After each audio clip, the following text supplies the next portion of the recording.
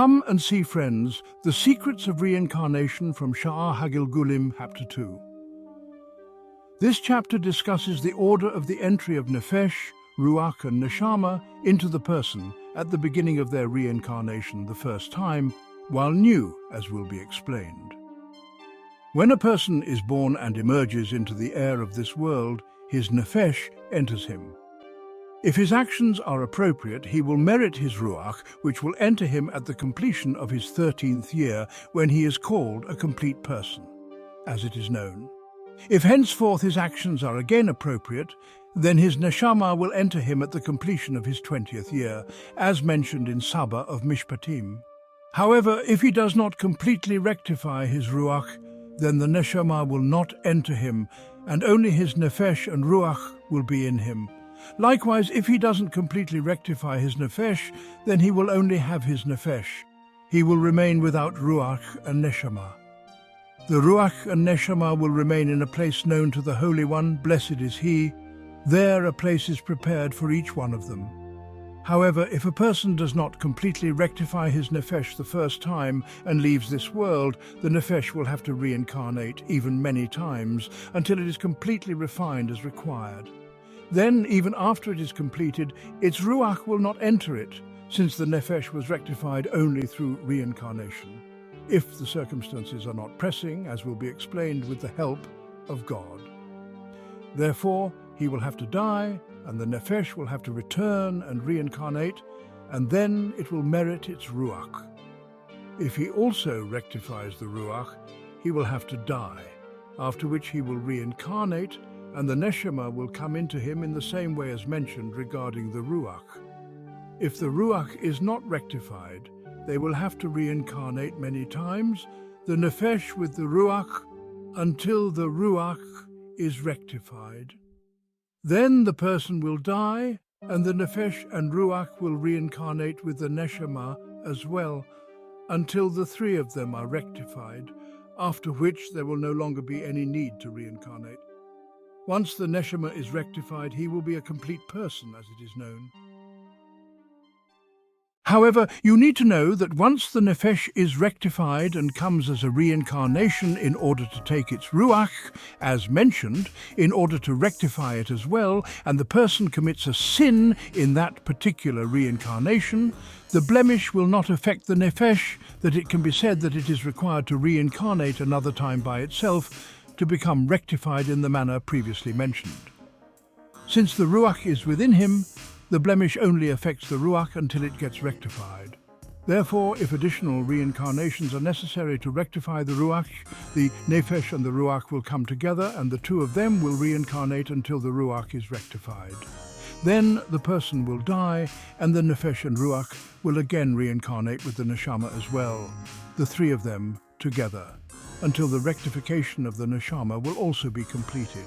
If during these reincarnations the person sins, the blemish will only affect the neshama in the same way as was explained regarding the rectification of the ruach. It can happen that the nefesh, during its rectification, becomes completed and refined to a great extent. Then it will not need to come back again and reincarnate with the ruach at its time of rectification. Rather, the nefesh will remain above in a place fitting for it, bound up in the bundle of life, and the ruach alone will descend and reincarnate to rectify itself. However, it cannot come alone, but rather clothed within a nefesh, and therefore it is clothed within the nefesh of a convert, as mentioned in Saba of Mishpatim.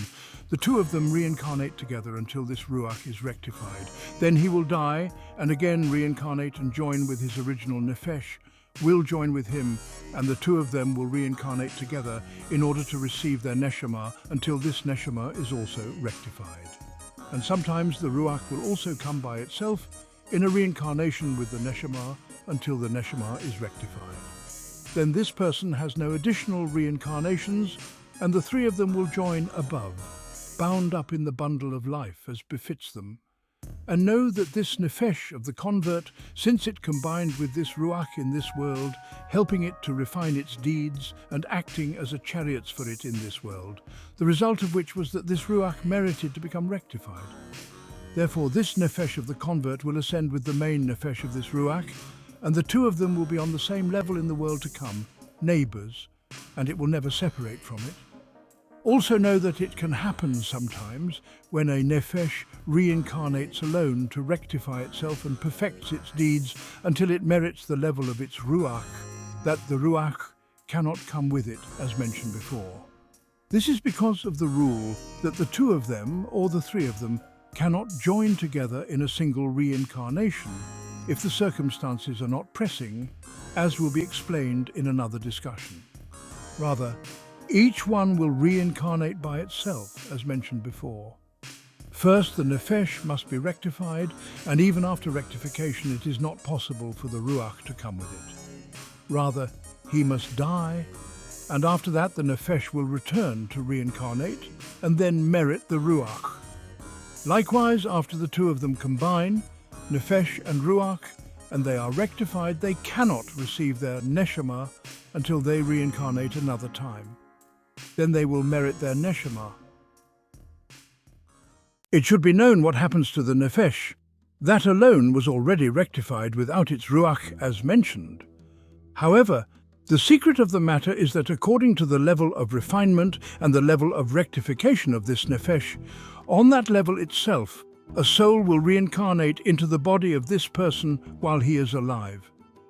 The nefesh of a righteous person who has already completed his rectification and reincarnations, having no further need to reincarnate, will enter and become the nefesh of this righteous person and will function in place of the ruach for the nefesh of this person. Sometimes it is possible that nefashos of earlier generations will reincarnate there, going back to Avraham Avinu, peace be upon him, or similar.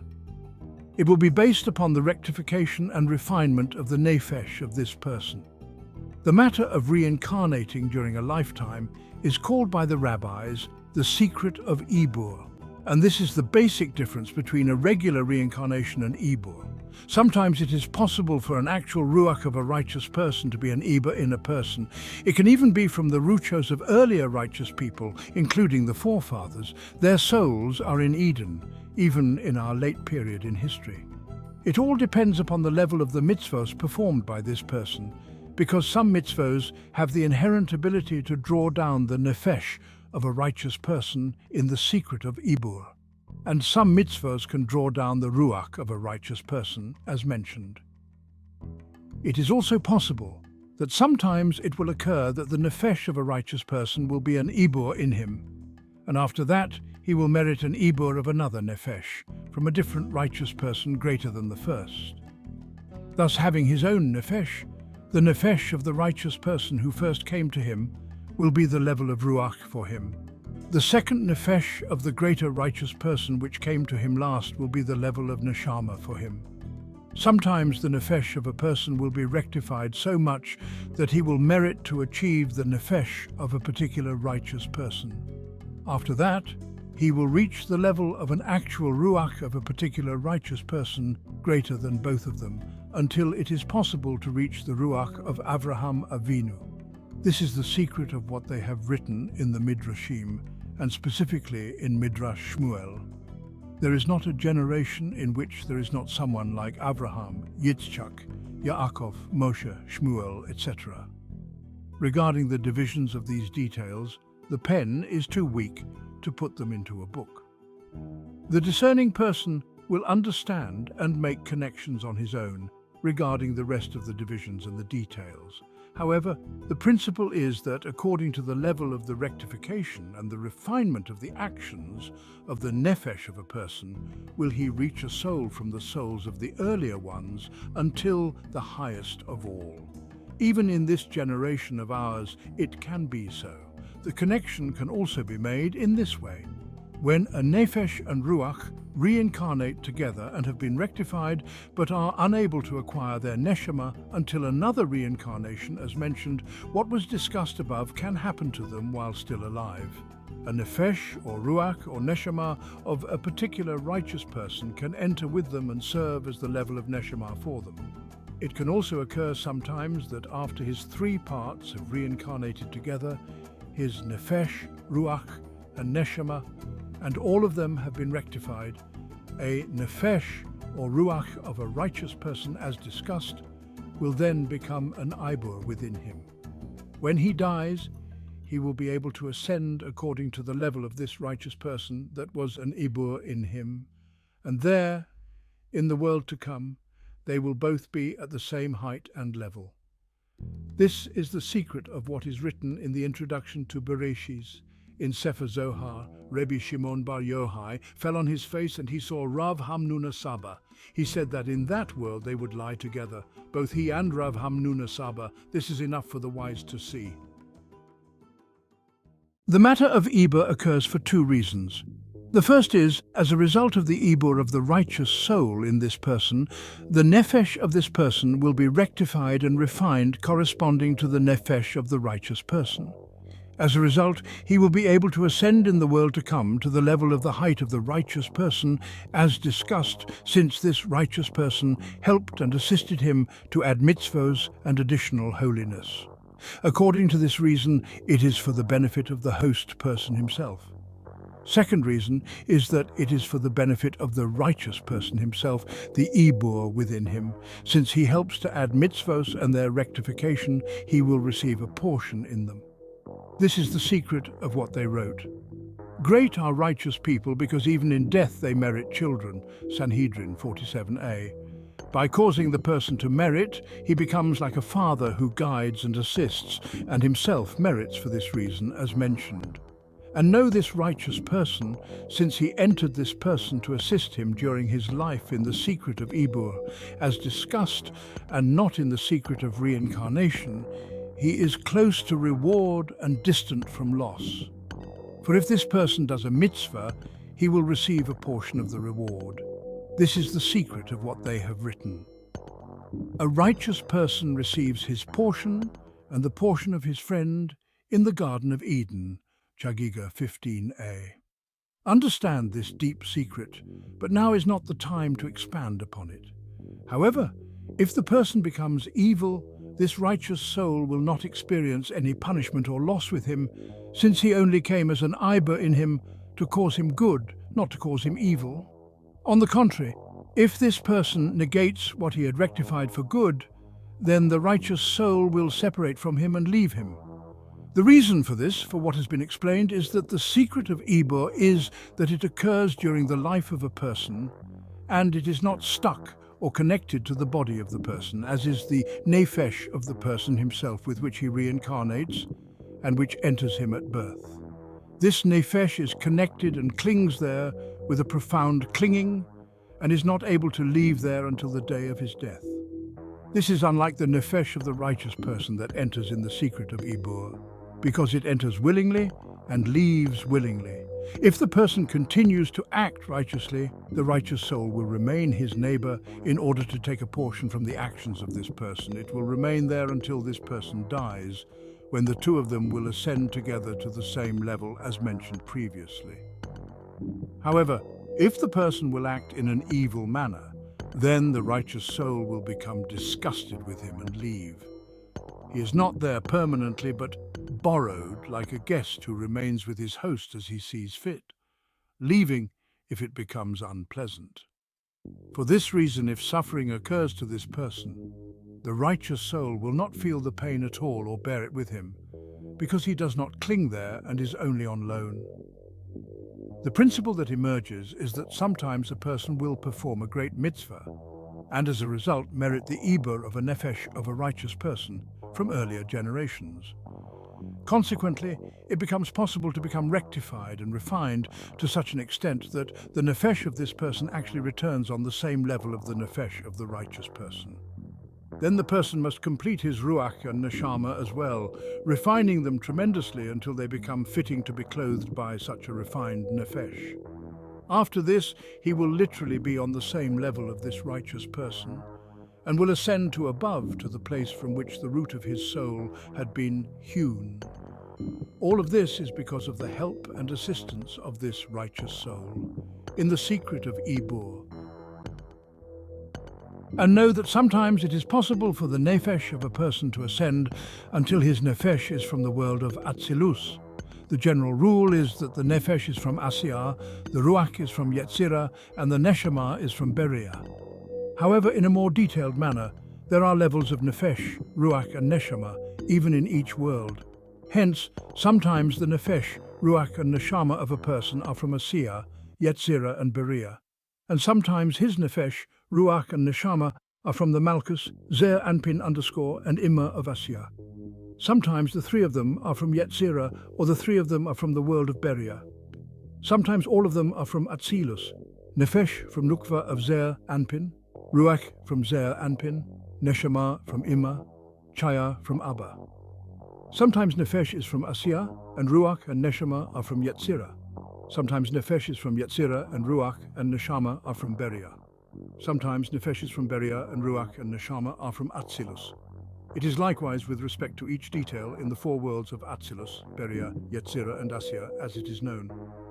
This is because each of the four worlds of Atzilus, Beria, Yetzirah and Asiya incorporates the four worlds of Atzilus, Beria, Yetzirah and Asiya, and from the 10 Sephiros, and likewise 10 within 10 infinitely.